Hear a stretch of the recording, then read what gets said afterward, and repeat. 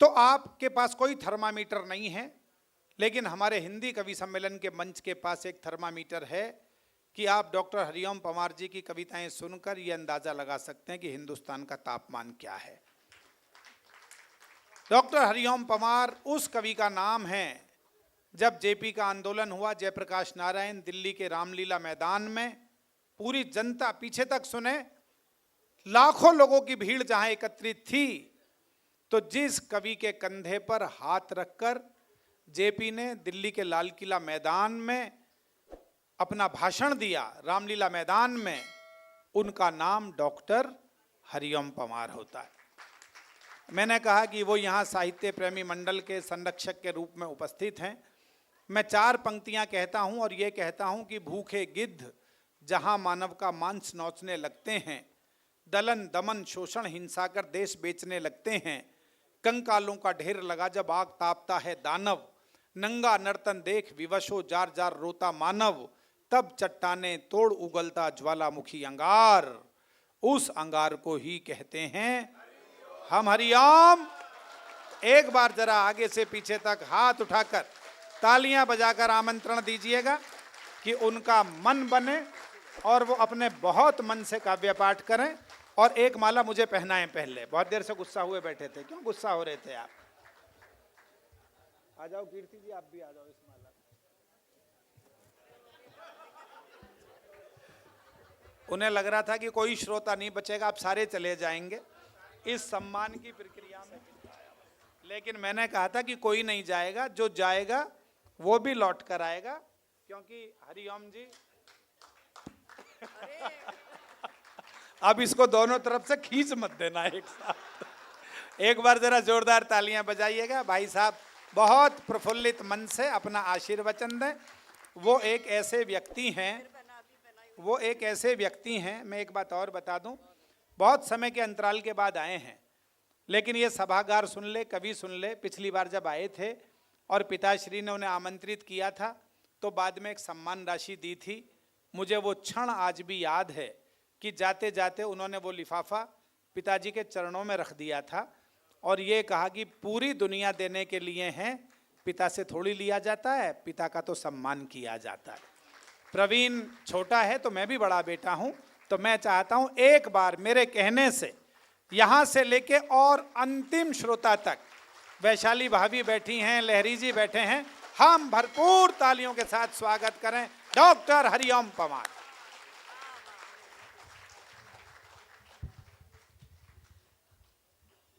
पिता से नहीं लिया जाता तो लिया तो छोटे भाई से भी नहीं जाता, तो मैं आज भी वापस लौटा के जाने वाला हूं। मैं प्रवीण से गुस्सा नहीं था, गुस्सा होना मेरी आदत ही नहीं है। मैं तो अपने भाग्य पे गुस्सा था कि ये विघ्न सब मेरी जन्म कुंडली में क्यों है। विष्णु जी ने बहुत अच्छा पढ़ा और मेरा तो दृढ़ विश्वास है कि गीत ही कविता की आत्मा है। कवि सम्मेलन की आत्मा गीत है, ओज नहीं है, हास्य रस नहीं है। जब तक गीत जिंदा हैं तब तक कवि सम्मेलन की परंपरा जिंदा है। जिस दिन गीत मर जाएगा कवि सम्मेलन की परंपरा समाप्त होती हुई नजर आएगी आपको। इसलिए चाहे बलराम श्रीवास्तव गीत पढ़ें, डॉक्टर विष्णु सक्सेना पढ़ें, पूनम जी पढ़ें, श्रेष्ठ गीतकारा डॉक्टर कीर्ति काले जी सामने बैठी हुई हैं और मधुमोहनी उपाध्याय जी बैठी हुई हैं, हमारे श्रवण जी हमारे प्रचारक और बहुत हमारे सांस्कृतिक राजदूत उपस्थित हैं। मैं आप सबका आभार मानता हूं क्योंकि मुझे तो ये रोज देखना पड़ता है। मेरा नंबर जब तक आता है तब तक आप ताली बजा के थक चुके होते हो, हंसते हंसते थक चुके होते हो, सुनते सुनते थक चुके होते हो। और जानते हो मेरी सबसे अंत में हालत क्या होती है? आपने ठेले पर कोल्हू में गन्ने का रस निकलते देखा है? गन्ने को एक बार कोल्हू में डालते हैं, पीछे से उठा के फिर उसे दोबारा कोल्हू में डाल देते हैं, और जब वो गन्ना बिल्कुल खुक्कस खोई हो जाता है तब मुझसे कहते हैं कि इसमें रस निकाल के दिखा। आप तैयार हैं रस निकलवाने के लिए? बहुत अच्छे। अरे भाई साहब आपको सुनने के लिए विष्णु बहुत प्यारा लाडला भाई है, मैं उसे बहुत प्यार करता हूं, लेकिन आज उसने इतना जम के अच्छा नहीं किया। इसलिए अच्छा नहीं किया कि जमना अब मुझे भी पड़ेगा, वरना मैं तो बड़े होने के नाते आशीर्वाद देता। भोजन इंतजार कर रहा है, और भोजन से अच्छी कोई कविता दुनिया में अभी नहीं बनी, किसी ने नहीं बनाई। आप सबको भूख लग रही है, और भोजन के समय जितने आप यहाँ हो ना, इतने ही बाहर हैं। अब शुरू नहीं किया इन्होंने, वरना आप भी यहाँ क्यों होते। जी, दोस्त फरमाइश कर रहे थे विष्णु जी से, देखिए जो मोबाइल खोले हुए हैं ना, ये सब बंद कर लो।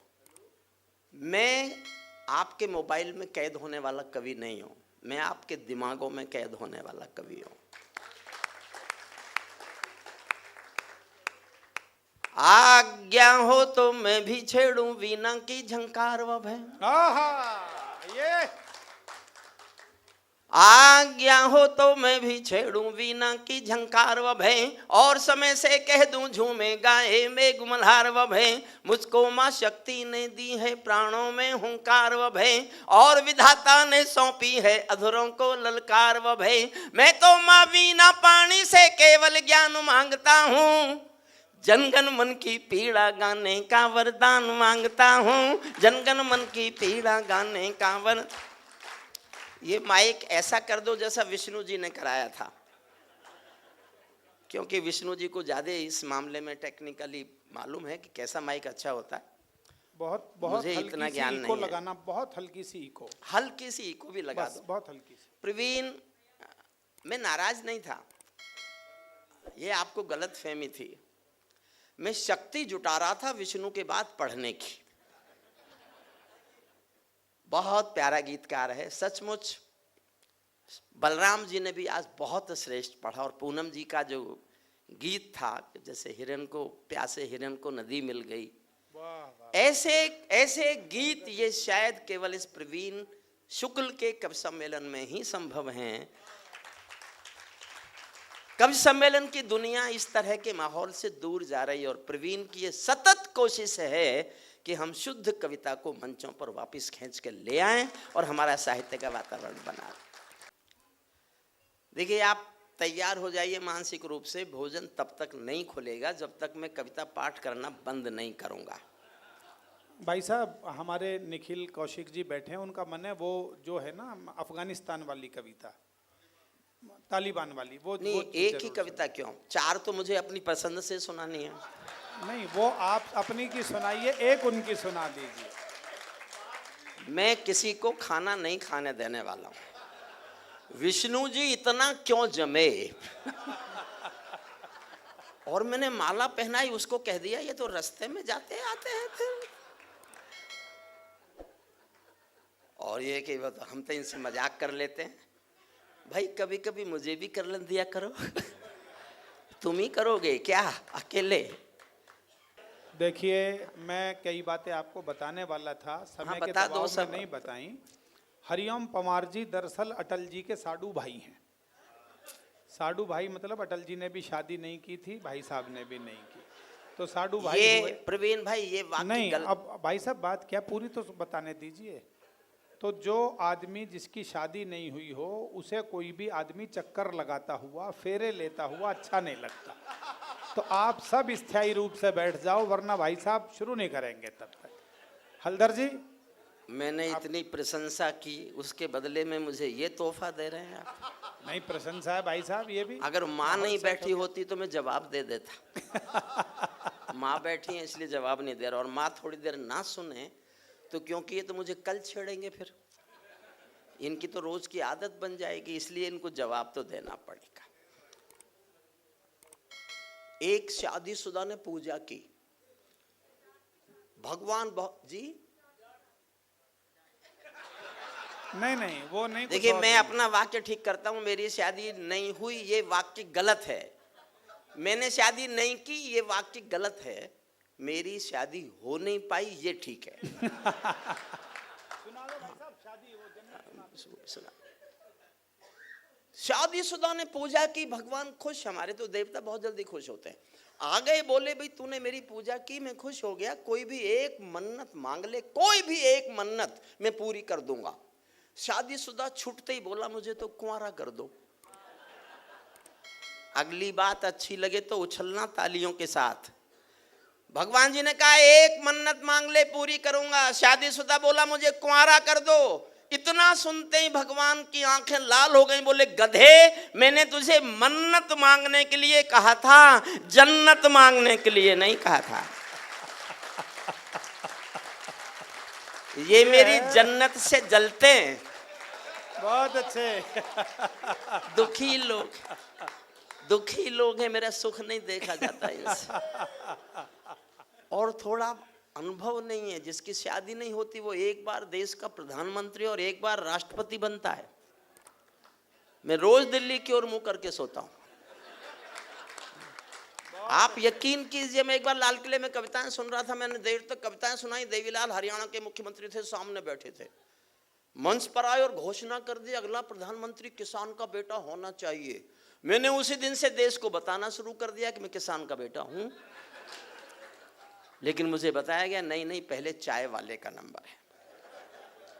मैंने अपने को वेटिंग लिस्ट में रख लिया। अब लोग कहते हैं इसके बाद गाय वाले का नंबर है। तो मुझे तो कविता ही सुनानी है, मेरा और कोई काम बचा नहीं। हमारी श्रद्धेया प्रेमला भारती जी मंच पर बैठी हैं। प्रवीण शुक्ल, मैं तुमको दुआएं देता हूं, साधुवाद देता हूं। तुम्हारे प्रति अपने जीवन के किसी भी पुण्य के फल की घोषणा करता हूं। आपने उन लोगों को मंचों पर लाके बिठा दिया, उन लोगों को ऑडियंस में लाके बिठा दिया जो कविता से नफरत करने लगे, जो कवि सम्मेलन को प्यार करना छोड़ चुके। आप अगर उनको कवि सम्मेलन की ओर वापस लौटा लाए तो ये बड़ा काम आपने हिंदी कवि सम्मेलनों के लिए किया है। एक बार प्रवीण के सम्मान में अब तक की सर्वाधिक तेज तालियां उठना चाहिए। सर्वाधिक तेज तालियां नहीं है ये, थोड़ा और तेज बढ़ाइए तालियां।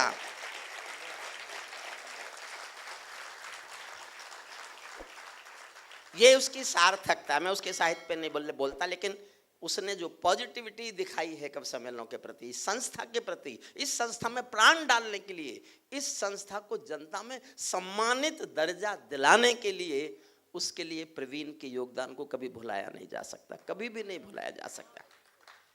कितने कवि, हमारा मनवीर बैठा है, मुझसे अच्छा पढ़ता है, ओज में अच्छा लिखता है, युवा पीढ़ी का मुझसे भी ज्यादा ओजस तेजस। हमारे दुर्गेश अवस्थी, आदरणीय मधुमोहनी उपाध्याय जी पीछे दिख रही थी, कल्पना शुक्ला जी भी थी, प्रियंका राय भी थी, अब वो शायद चली गई होंगी, मंजू साक्य बैठे, श्रेष्ठ गीत वो पढ़ती हैं। और भी बहुत होंगे जिनको मैं नहीं। हलधर जी बैठे, मुझे यही पटना ले गए थे, लेकिन मैं ये नहीं समझा इनके इरादे क्या थे। मैं रात को बीमार हुआ तो इन्होंने मेरा फोन नहीं उठाया, और वहां के डॉक्टर बोलते हैं ई बिहार है बबुआ। वो इलाज के नाम पर ऐसे बोलते, ई बिहार है, कर लो उनसे इलाज करवा लो।